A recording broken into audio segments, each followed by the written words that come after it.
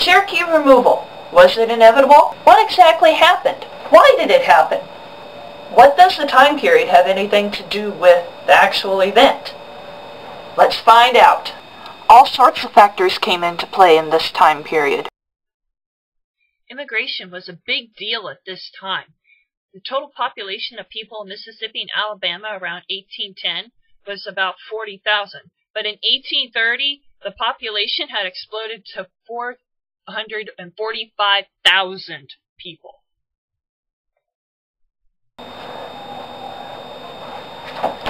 Come on, old man, we gotta get some land. Woo! Move on! Along with the humongous population increases, Henry Clay's American system was brought along about this time by dear old John Quincy Adams himself. Yay for the 6th president. Cherokees also held some of the most prime cotton land in the southern United States at that time.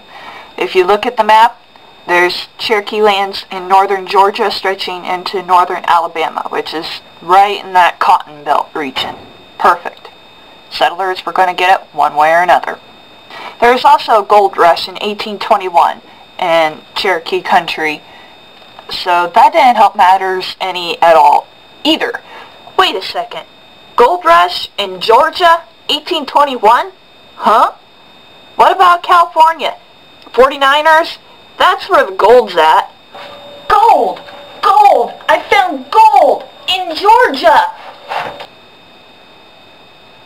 So in the early 1800s, there was this whole civilization policy that the United States government thought would be a great idea to bring natives into society. They could work to become citizens of the United States. So since civilization policy generally failed, that meant something new had to come along. So around about the 1830s, 1840s, a new idea kind of came about that it was more of a biological view on race overall. It was originally thought with the whole civilization policy that natives would become better citizens and more moral if they were surrounded by the civilization policy, if they were surrounded by stuff of European grandeur. That was kind of the environmentalism belief, that if you put somebody in an environment, then you can change that person's character. When things didn't work quite as the way the Americans thought it would work out, things started to change. This new thought was biology shapes who you are. If you got bad blood, you're going to stay that way. Doesn't matter if we surround you with the best. Doesn't matter if you say you got religion. Doesn't matter if you went to school. You're still bloody Injun. You're no good. Now this was a scientific thought, and it was actually proven, supposedly proven, through phrenology, which was a new thought that was coming around at that time, at the 1830s-ish, where it was a bad psychology ideas. It was a pseudoscience that was supposed to say that if you could measure a person's skull, then you can determine what their personality traits are and what kind of talents they have.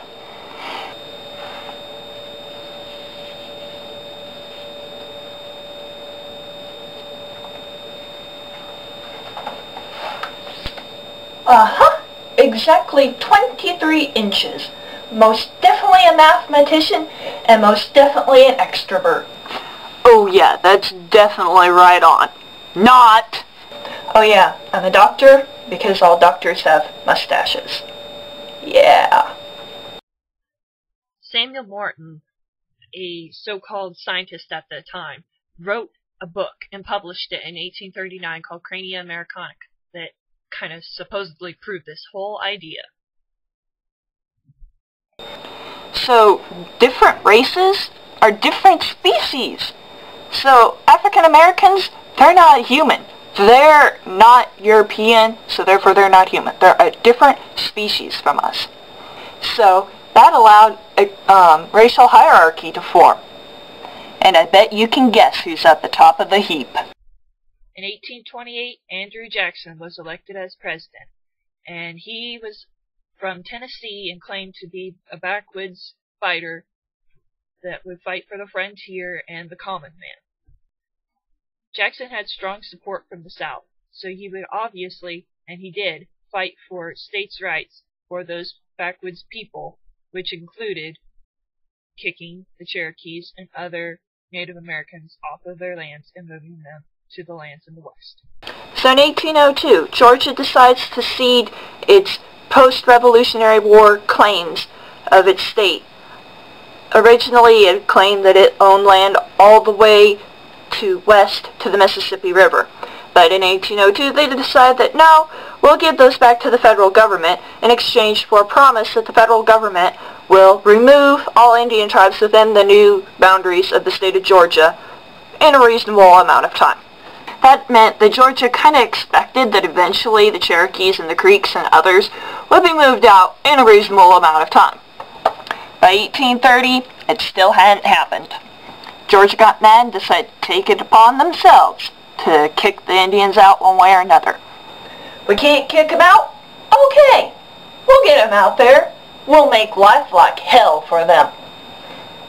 How are they going to do this? Well, there were lots of ridiculous laws passed by the Georgia General Assembly that were meant to make it difficult for whites, particularly missionaries and traders, to get in and out of Cherokee country, and it also made just life pretty darn miserable for Cherokees living within the country. Laws like, you must obtain a certificate in order to be in Cherokee country anyways.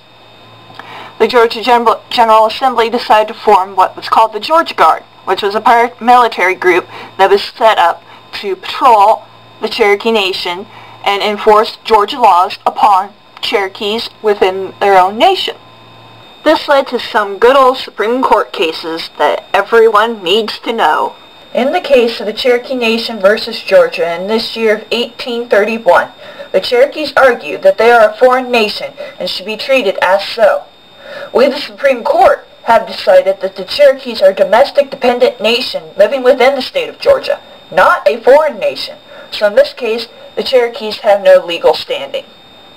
In Worcester versus Georgia in 1832, Samuel Worcester, an American missionary, had entered into the Cherokee territory and was arrested by the Georgia Guard because he failed to obtain a state license stating that he was allowed in the territory. He and some other missionaries argued to the Supreme Court that the Georgia laws were unconstitutional because they violated the treaties that the United States government had made with the Cherokees. The Supreme Court ruled in favor of Worcester and struck down the Georgia laws that were terrorizing the Cherokee people and that were making life very difficult for them.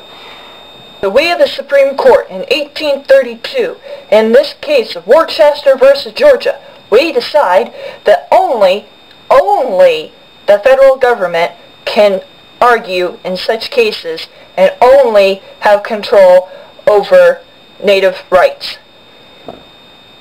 What? Are you kidding me? Come on! States' rights! Pfft, like we're gonna believe that.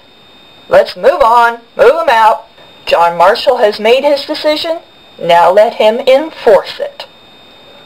The Supreme Court had made the decision, but then the executive did not uphold that decision whatsoever. In 1835, a treaty was signed, the Treaty of New Echota, and this was a treaty signed by a small minority of Cherokees who ceded their lands so that they could move west. They did so just because they were tired of fighting and they did not believe that anything good would come out of it, and they decided to just move west and see what would happen. The federal government, on the other hand, accepted this treaty as agreement from all Cherokees, not just the small faction that gave up their lands. Initially, only about 2,000 Cherokees moved at about 1835 after the treaty was signed. But then in 1838, General Winfield Scott and 7,000 federal troops came to force the remaining 13,000 Cherokees off and into the west. Unlike most other tribes that were removed, the Cherokees were moved overland, and they were moved during the winter, which seriously hurt their population. About 4,000 of the 13,000 that moved, about 4,000 died. That was more than any other nation that had been removed, and that was about a quarter of the population that was dead. Burn, Jackson, burn. Ha! Blackadder, this is for you.